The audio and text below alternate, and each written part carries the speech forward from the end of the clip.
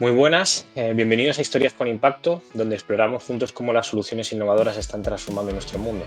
En Impact Solution Center creemos que un futuro mejor es posible, así que acompáñanos en este viaje donde compartimos historias inspiradoras de cambio. Y hoy tenemos, como en los últimos episodios, a Macarena Morales, directora general de la Fundación Ayo, y a Leo Goodson, fundador socio director de RGN Impact. Maca, hoy habíamos estado hablando hace unos minutos de esta charla, con qué temática enfocarla, que también la dejamos en el punto del episodio 4 sobre herramientas de medición reales, ¿no? Entonces, desde tu lado, desde la parte más del ámbito social, de los criterios ESG, ¿cómo medís o qué herramientas medís, qué utilizáis para esa medición? Buenas tardes, Alberto, Leo. A ver, pues un poco lo que estábamos hablando, ¿no? De cara pensando además pues, ¿no?, en el reporte hacia las empresas y sobre todo los fondos, ¿no?, que a lo mejor trabajan la ESG, la parte del reporting de la S creo que es siempre la más complicada, ¿no? Luego Leo nos contará, al final la sostenibilidad y una serie de datos objetivos que resultan más fáciles, o por lo menos yo creo que estamos más familiarizados, ¿no? Gobernanza tiene esa otra línea que es un poco, tiene su subjetividad, pero también hay muchos aspectos objetivos, ¿no? Porque hay mucha normativa sobre lo que se tiene o no tiene que hacer. En social creo que es más complicado porque entran muchos aspectos subjetivos, es decir, se pueden medir resultado, actividades, ¿no? Pues hemos impactado, o sea, hemos hecho tantas actividades, han participado tantas personas, pero lo que es medición de impacto, es decir, impacto entendido como ese cambio, es mucho más complicado, ¿no? Medir un cambio en algunos aspectos es complicado. Pues a lo mejor temas de desnutrición, pues es algo sencillo, ¿no? Ahora tenemos estos niveles y pasado mañana tenemos estos, pero también habría que dudar si eso es el cambio, porque cambio a lo mejor es qué pasa cuando tus niveles de nutrición han mejorado. Y a nivel de España, por ejemplo, que hacemos proyectos sociales más de cercanos, la parte del social puede ser cómo cambian las vidas de las personas, ¿no? Nosotros en la fundación trabajamos con jóvenes en riesgo, buscamos que estos jóvenes accedan al mercado laboral, que se desarrollen, que completen sus estudios. Entonces, son muchos aspectos que dices, bueno, pues es fácil medir, fácil entre comillas, si sus notas han mejorado. Es fácil medir si ha bajado los índices de abandono escolar. Hay una serie de cosas que son fáciles de medir porque están datos objetivos ahí, pero cómo luego eso impacta en su vida es mucho más complicado, ¿no? Y aquí entramos con estas, es decir, ¿cuál es el cambio final? Yo he conseguido que esta chica siga estudiando, he conseguido que su autoestima mejore. Bueno, porque me lo dice ella, porque hay una serie de actividades y de acciones que lo demuestran, pero en el largo plazo, ¿eso qué significa? ¿Cómo medimos que eso ha impactado en, en que su vida es mejor, en que tiene un trabajo mejor, todo ese impacto de largo plazo, ¿no? Y ahí es donde entran todas estas herramientas de medición que a nivel social tienen su complicación. Y yo creo que dependiendo de la empresa y de la entidad, pues se empieza con algo tan sencillo como una cadena de valor, que es decir, esto es lo que yo voy a poner o sea, estas son mis actividades, estos son los inputs que voy a emplear, estos son los outputs, esto es el resultado que quiero y este es el impacto final, ¿o no? Es como muy sencillo, es una mirada de lo que haces. Y eso se hace relativamente fácil a nivel de reflexión estratégica. Pero luego tienes, pues, la teoría del cambio, ¿no? Que yo creo que es otra de las más utilizadas, pero que ya requiere un trabajo más profundo porque tienes que involucrar a los agentes de interés, tienes que hacer mucho trabajo de levantamiento de información.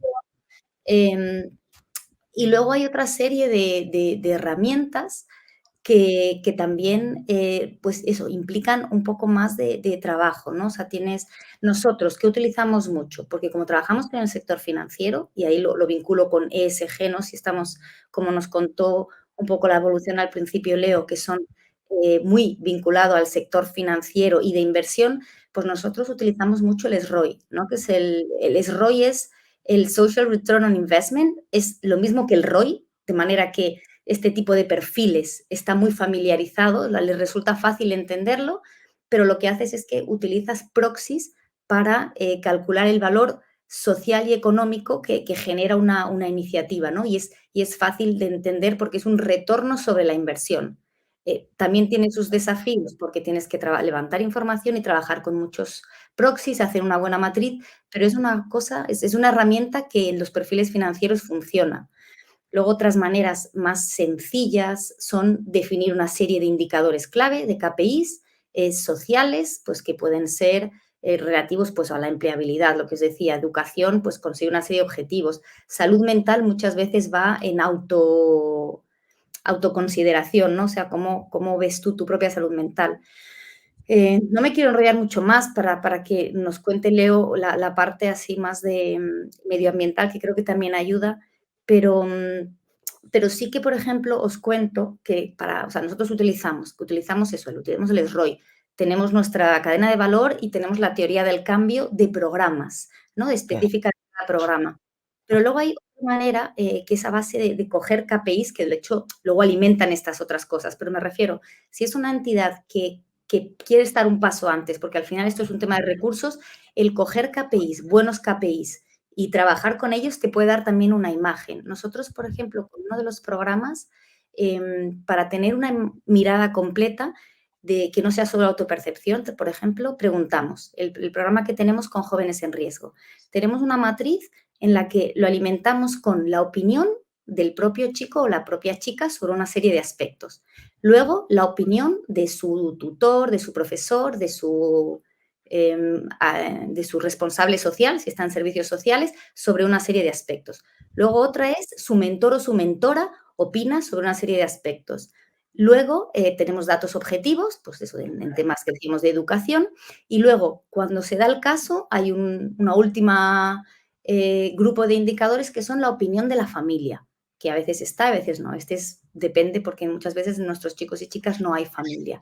Entonces tienes como una suma de indicadores y eso también te da una mirada, ¿no? Y es algo, o sea, no te metes en general. Entiendo, Maca, perdona que te interrumpa, pero me parece súper interesante esto. O sea, entiendo que lo que hacéis es desgranarlo, decir, bueno, vamos a coger estos indicadores y hacerlo de una forma cuantificable. Es decir, a ese mentor, por ejemplo, que opina sobre la evolución de ese joven, entiendo que son aspectos luego como muy cuantificables. Al final hacéis una encuesta, un formato de encuesta que lo hace numérico, ¿no? Para poder dar ese avance.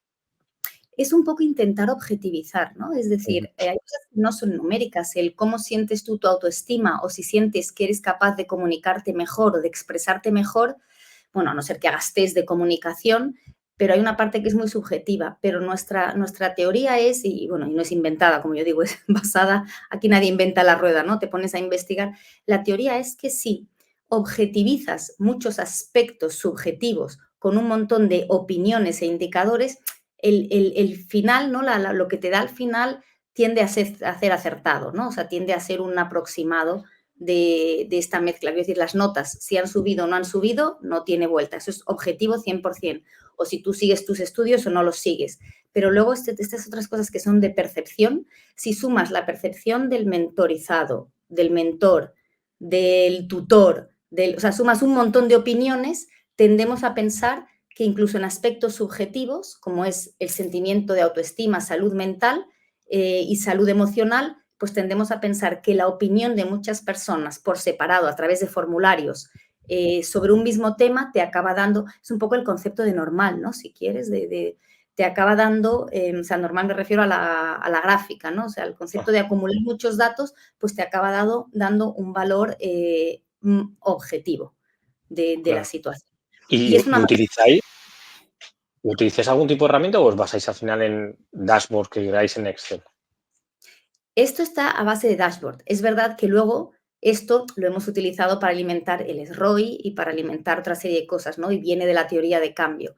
Pero era un poco por mencionar herramientas que yo creo que son fáciles y están a mano de todo el mundo, ¿no? Luego, o sea, quiero decir, luego tenemos otras herramientas, pues, y de esto de nuevo, Leo nos puede seguro contar más en todo el ámbito de las B Corps, ¿no? Todo lo de todas las herramientas de B Impact Assessment pero estas creo que yo en España, lo que he conocido, lo que he hablado, pensaría que son de las más intuitivas. El SROI, a lo mejor no tan intuitivo, pero sí lo oyes mucho en el ámbito del sector financiero, o sea, ligándolo con el tema ESG.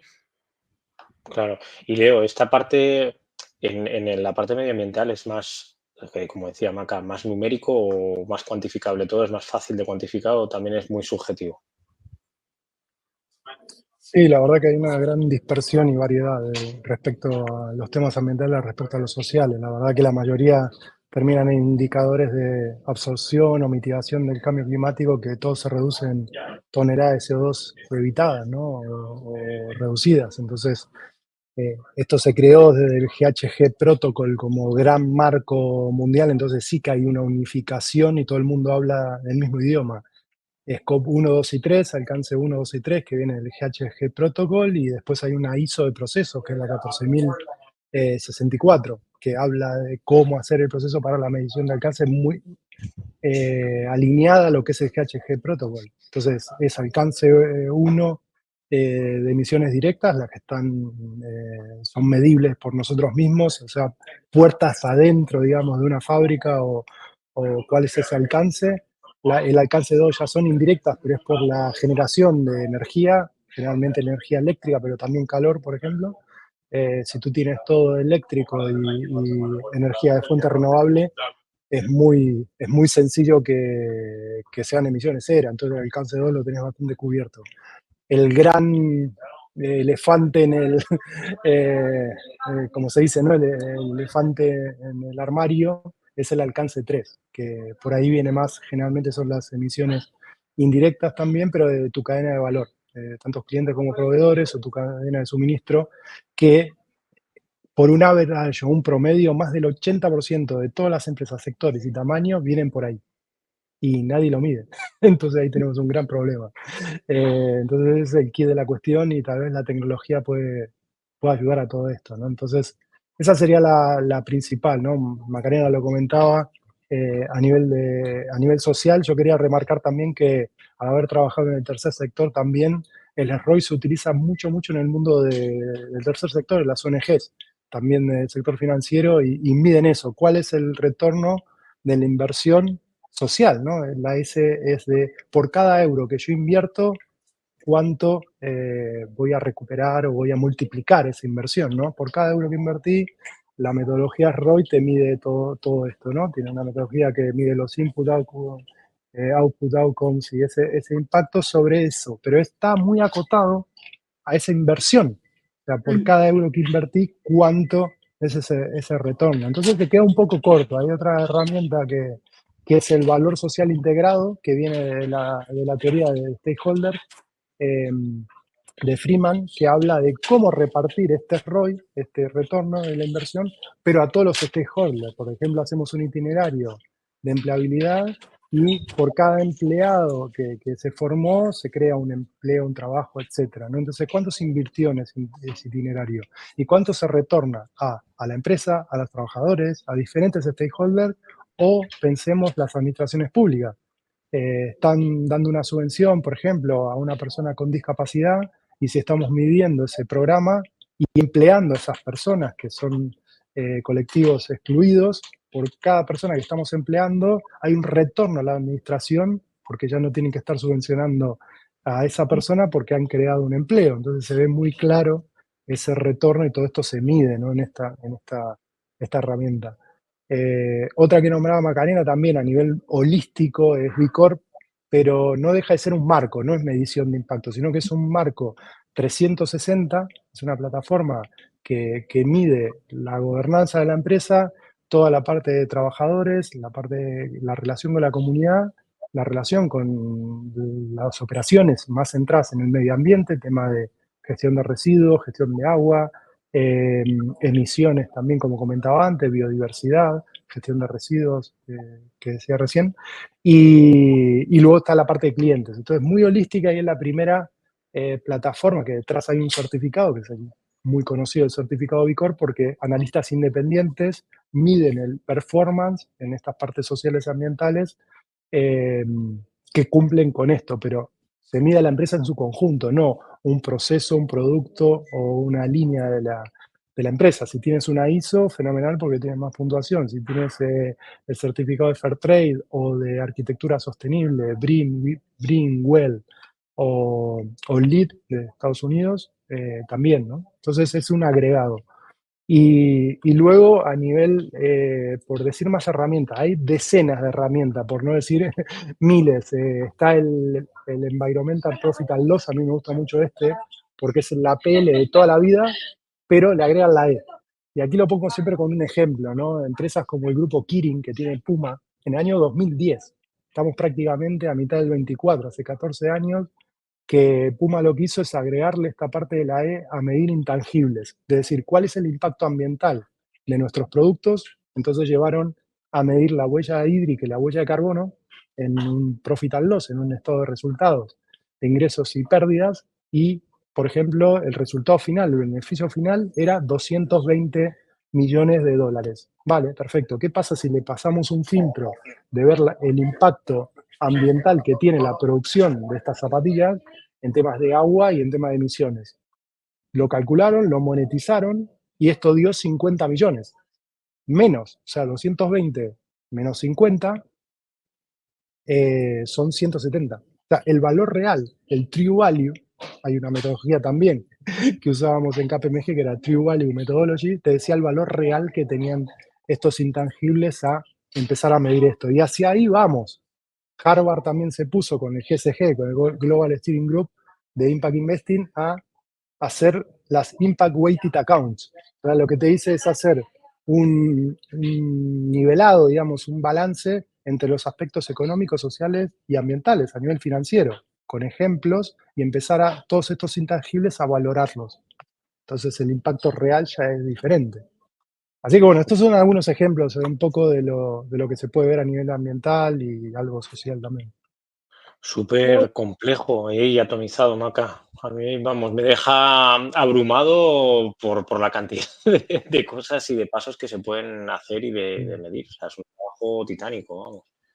Yo creo que sí que es importante, es que es eso, que te pones a ver y hay un montón de maneras de hacerlo. Lo que el mensaje que siempre que yo he dado algún curso de algo de esto es transmitir que todo depende de que lo adaptes a tu momento, a tus posibilidades. Es decir, es mejor empezar a hacer algo, es decir, a lo mejor no te tienes que meter con las grandes herramientas, grandes inversiones de tiempo y económicas que requiere levantar información, preparar los frameworks, pero saber que hay muchas opciones, ¿no? Que puedes empezar con ¿sabes?, a definir tu cadena de valor, luego puedes convertir en una teoría del cambio, puedes trabajar en más profundidad o puedes coger el marco para las B Corps que ha comentado Leo, pero también puedes coger a lo mejor el marco del GRI, que lo comentamos el otro día, ¿no? Y utilizarlo de referencia. A lo mejor puedes coger los ODS, luego aterrizarlos en las metas y ver qué indicadores son los que se ajustan, o empezar con KPIs sencillos. Quiero decir que al final es importante que todo el mundo mida el impacto, no solo la inversión de eso, no solo los inputs y los outputs, sino intentar hacer una mirada un poco más allá. Y es mejor empezar con poquito, pero empezar y luego ya explorar las millones de herramientas, porque es lo que tú dices, es un poco, ¿sabes? Cuando empiezas a pensar por dónde empiezo, hay tanto que es complicado y empieza todo a quedarse grande, ¿no? El empezar poquito a poco tiene sentido. Totalmente. Y voy a lanzar la pregunta que yo creo que estábamos comentando antes para enlazarlo con el siguiente episodio, y era cuál va a ser el impacto de la tecnología para esta medición. Es decir, esa nueva tecnología llamada inteligencia artificial, ¿cómo va a impactar? ¿Lo dejamos para el siguiente episodio y empezamos, chicos? Perfecto. Venga, pues vamos a ello. Muchas gracias. No,